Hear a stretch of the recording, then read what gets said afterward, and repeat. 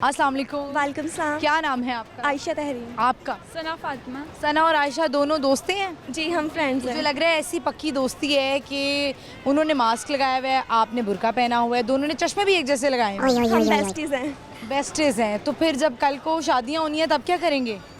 अभी वो बहुत टाइम है तो बहुत टाइम है। क्या पढ़ाई कर रही हैं आप दोनों? साइकोलॉजी के स्टूडेंट हूँ। साइकोलॉजी की स्टूडेंट सही। बहुत ज़बरदस्त। आपने ये सब्जेक्ट क्यों चूज़ किया? कि आपको नज़र आ रहा था कि आगे ये बीमारी ही डिप्रेशन की, एंजाइटी की और इस तरह की चीज़ें हैं कि साइकोलॉजिकल हमें लोगों को देखना पड़ेगा? नहीं, बेसिकली ऐसा कुछ सोचा नहीं था तब जब साइकोलॉजी रखी थी, बस इंटरेस्ट था तो रख ली। तो आपके आगे क्या प्लान्स हैं? क्या करना चाहती हैं? साइकोलॉजिस्ट ही बनेंगी? जी साइकोलॉजिस्ट ही बनना चाहते हैं फिलहाल। ज़ाहिर है डिग्री जब आप करते हैं तो कुछ सोचते तो हैं ना कि मैंने ये करना है तो क्यों करना है, तो आपने कुछ सोचा नहीं था, बस ऐसे ही रख ली? नहीं, हमने ऐसा नहीं कहा। साइकोलॉजी एज अ करियर जाएगी और इंशाल्लाह हम इस फील्ड में वर्क भी करेंगे। जिस तरह स्किन स्पेशलिस्ट बहुत ज़्यादा कमाते हैं ना, इस तरह साइकोलॉजिस्ट भी बहुत ज़्यादा कमाते हैं। अभी तक के क्या पढ़ लिया आपने? कितने सेमेस्टर पढ़ लिए और क्या चीज़ें साइकोलॉजी की जो मेन है वो पता लग गई हैं? हम बेसिकली लाहौर सिटी के नहीं हैं, हम हैं विहाड़ी से। बिहाड़ी से? जी, और हम यहाँ पर इंटर्नशिप के लिए आए हुए हैं लाहौर में। हम म्यू में इंटर्नशिप कर रहे हैं। म्यू हॉस्पिटल में। आपने वैसे साइकोलॉजी पढ़ ली हुई है? सेमेस्टर के बाद इंटर्नशिप होती है हमें, तो हम वही करने आए हैं। तो अभी तक आप यानी पेशेंट्स वगैरह से भी मिल रहे हैं? जी जी अभी ज़्यादातर आपको क्या लगता है कि किस चीज़ का लोगों को डिप्रेशन है? लोग पहले रिलेशनशिप इश्यूज, ब्रेकअप्स और आस भाई आस मोमेंट हो गया है। अच्छा मुझे ये बताएं कि रिलेशनशिप इश्यूज तो होते हैं, तो आप ज़ाहिरा आप you are also human being. जब हम भी साइकोलॉजिस्ट के बारे में सोचते हैं या साइकेट्रिस्ट के पास जाने का, तो एक दिमाग में सवाल आता है क्या उनको डिप्रेशन नहीं होता होगा? क्या वो हमें सही काउंसलिंग करेंगे हमारी? तो अपनी मेंटल हेल्थ आप दोनों की कैसी है, या एक डॉक्टर की, एक साइकोलॉजिस्ट की मेंटल हेल्थ सही होना कितना ज़रूरी है? मैं आपको बताती हूँ, हम सब में ना कहीं डिप्रेशन एंजाइटी होती है, बट वो इतनी नहीं होती कि वो हमारे काम को इफेक्ट करना शुरू कर दे। हम अपनी डेली लाइफ में उसको ना मतलब इन्वॉल्व नहीं करते, हमारी डेली लाइफ डिस्टर्ब नहीं होती। जब हमारी डेली लाइफ डिस्टर्ब होना शुरू हो जाती है ना उन चीज़ों से, हम फोकस नहीं कर पाते किसी चीज़ पर, तब वो हम पे इफेक्ट करती है और तब वो सीवियर होती है, तब हमें ट्रीटमेंट की ज़रूरत होती है। अच्छा मुझे बताएं कि हमारी जो यहाँ पे आवाम है वो इसको डिजीज़ समझती नहीं है, ठीक है?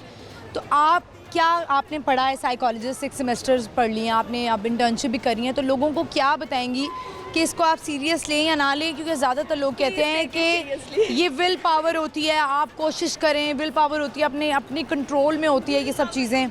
में ही है। वो लोग जब बाइपोलर होते हैं और वो या सुसाइडल थॉट्स आती हैं, जिनको सुसाइड कर लेते हैं, वो फिर उनके लिए क्या किया जाए? उनके बारे में लोगों को कैसे एग्जांपल दी जाए कि this is not joke? Parents और फैलाई नहीं जा रही है, यहाँ पर अवेयरनेस की बहुत ज़रूरत है यहाँ पाकिस्तान में। जो पेरेंट्स होते हैं, सिबलिंग्स होते हैं, फ्रेंड्स होते हैं, यार आपके पास आपका कोई दोस्त आ रहा है ना, आपको अपनी प्रॉब्लम शेयर कर रहा है, डोंट से हर और हिम के क्या तुम हर वक्त मसले लेके बैठे रहते हो, तुम्हारे साथ तो मसले ही बड़े हैं। उसको सुनो यार। ऐसा नहीं है, हर किसी का ना लेवल अलग अलग होता है। अगर कोई चीज़ मेरे लिए इतनी प्रॉब्लम नहीं है ना, तो हो सकता है वो किसी दूसरे के लिए हो। वो बता रहा है तो उसको सच में मसला होगा, तो वो बता रहा है ना। ट्रीटमेंट कब से स्टार्ट कर लेना चाहिए? मतलब आप कौन सी स्टेज ऐसी होती है कि जिसमें आपको लगता है कि नाउ ही और शी नीड्स अ मेडिसिन? सब कुछ बता दें आपको अभी। देखिए साइकोलॉजिस्ट किस नाम ये यानी कि आप दोनों ने पैसे कमाने हैं। इंशाल्लाह। साइकेट्रिस्ट की फ़ीस व्यूअर्स बहुत ज़्यादा होती है, और मेरी बात सुने, हमने काम भी करना है और बेसिकली अब इतना पैसा खुद पर लगा रहे हैं तो कमाएंगे भी तो ना। कमाना भी चाहिए, लेकिन ये मुझे ऐसा लगता है कि बहुत सेंसिटिव टॉपिक है और लोग तो पहली बात कि इस चीज़ को ज़्यादा सीरियस लेते ही नहीं है।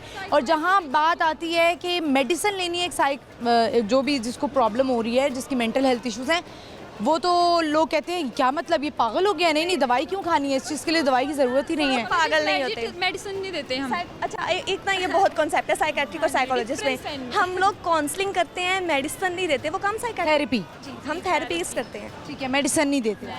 तो आपको अंदाज़ा होगा कि ये साइकेट्रिस्ट के पास जाना आजकल फैशन भी बन चुका हुआ है। फैशन भी बन चुका हुआ है। जी होगा। नहीं आपको नहीं पता, अभी आपको नहीं पता कि बहुत से जो हमारे एलीट क्लास लोग हैं या थोड़ी अपर क्लास है, वो साइकेट्रिस्ट के पास जाना समझते हैं कि मतलब this is fashion. She is my psychiatrist, वो मेरी साइकेट्रिस्ट है, मेरी साइकेट्रिस्ट ने ये कहा। आपको एक बात बताऊं, हाँ प्लीज़ हमसे ना ये क्वेश्चन पूछना ना बंद कर दें कि मेरे दिमाग में क्या चल रहा है। हम अंतर्यामी नहीं है इस क्वेश्चन से।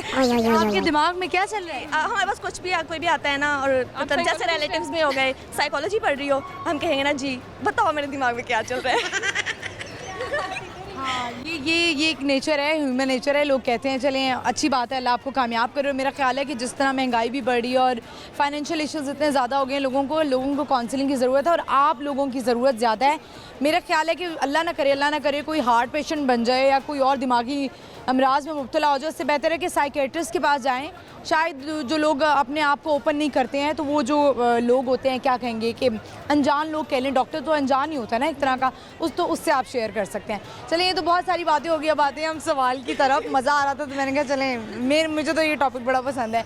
सवाल है हमारा आज का, वो कौन सी ऐसी चीज़ है जो कि धूप में भी नहीं सूखती? बारिश। धूप में भी नहीं सूखती। हाँ, पसीना। पसीना। हेल्प हो गई, आपकी आवाज़ आ गई है। चलें ठीक है, थैंक यू वेरी मच, बहुत अच्छा लगा आपसे बात करके। कोई मैसेज आप जाते जाते देंगी? हम यही कहेंगे कि प्लीज़ जो है मेंटल इश्यूज़, इनको आप लोग इम्पोर्टेंस दें। और अगर आपको आपकी फैमिली मेम्बर्स में या कोई भी ऐसा कह रहा है ना कि उसके साथ ये प्रॉब्लम है, तो प्लीज़ उसका मजाक मत उड़ाया करें, क्योंकि ये प्रॉब्लम सच में जब स्वेयर हो जाती हैं ना, फिर हैंडल नहीं होती। तो हमने अभी तक बहुत ऐसे पेशेंट देखे हैं जो पेरेंट्स की लापरवाही की वजह से भी हो जाता है। पेरेंट्स सीरियस नहीं लेते, कुछ childhood traumas, basically childhood traumas की वजह से ही लोग फिर इस ना स्टेज तक पहुंचते हैं कि उनको मेंटल हॉस्पिटल में ना उनको एडमिट कराना पड़ता है। So please take it serious. Thank you very much, thank you for your time. Viewers, माजर चाहती हूँ कि बहुत ज़्यादा हमने टाइम लिया। वो इनका टाइम इसलिए ज़्यादा लिया क्योंकि ये एक बहुत मेन टॉपिक है। वो इस वजह से कि हम लोग इसको ज़्यादा सीरियस नहीं लेते, हम कहते हैं, मजाक उड़ाते हैं। बिल्कुल ऐसा है कि अगर कोई कह दे कि मेरे साथ ये प्रॉब्लम है या मुझे कोई इस तरह की थॉट आ रही है या मैं डिप्रेशन में हूँ, मैं स्ट्रेस में हूँ, तो उसकी काउंसलिंग करें, उसको बिठाएं। अगर आप नहीं चाहते कि उसको डॉक्टर पे लेके जाएं या मेडिसिन उसको दें, तो आप कम से कम उसको सुन सकते हैं, उसको सीरियस ले सकते हैं कि हाँ जो तुम कह रही हो, ये कह रहे हो, वो तुम्हारे साथ है। तो मेरा ख्याल है आधा बेहतर तो वो वैसे ही हो जाएगा।